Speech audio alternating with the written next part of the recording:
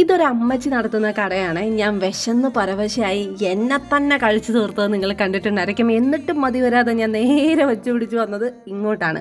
ഇവിടുത്തെ ഒരു പ്രത്യേകതയായിട്ട് എനിക്ക് തോന്നിയിട്ടുള്ളത്, ഞാനൊക്കെ കുഞ്ഞരയ്ക്കുന്ന സമയത്ത് കിട്ടിക്കൊണ്ടിരുന്നൊരു ഉള്ളിവടയുണ്ട്. അതിന് വേറൊരു സ്വാദാണ്. എന്തിനധികം പറയുന്നത്, അത് നമ്മുടെ ഒരു കൈ പിടിച്ചെടുക്കാൻ മാത്രം വലുപ്പത്തിലും ഉണ്ടായിരുന്നു. ഇപ്പം കിട്ടുന്നതാണെന്നുണ്ടെങ്കിൽ ഒരുമാതിരി കുഞ്ഞാപ്പി സാധനം കല്ല് പോലെ ഇരിക്കുകയും ചെയ്യും. സവാള ഒക്കെ ഇങ്ങനെ ഫ്രൈ ചെയ്തിട്ട് ഇങ്ങനെ കുത്താൻ നിൽക്കുന്ന പോലെ നിൽക്കുകയും ചെയ്യും, വടി പോലെ. അങ്ങനെ അവിടെ നിന്ന് ഉള്ളിവടയും എൻ്റെ ഫേവറേറ്റ് മുട്ട ബജിയൊക്കെ മേടിച്ചിട്ട് ഞങ്ങൾ നേരെ അനിയന്മാരുടെ അടുത്തേക്ക് വെച്ച് പിടിച്ചോട്ടോ. നമ്മൾ ചെന്ന് കയറാൻ പോകുന്ന വീട് നിങ്ങൾക്ക് നല്ല പരിചയം ഉണ്ടായിരിക്കും, പക്ഷേ ഈ വഴി നിങ്ങൾ ആദ്യമായിട്ടായിരിക്കും കാണുന്നത്. ഇവിടെ മൊത്തത്തിൽ ഭയങ്കര കാമാൻ കോയിട്ടാണ്. അതുകൊണ്ടാണ് നിങ്ങൾ ഈ വഴിയും കൂടെ കാണിക്കാമെന്ന് ഞാൻ വിചാരിച്ചത്. ശരിക്കും പറഞ്ഞാൽ വീട് മനസ്സിലാവണമെങ്കിൽ നമ്മുടെ ബ്രൗണിയുടെയും ആൽബർട്ടിന്റെയും വീട്.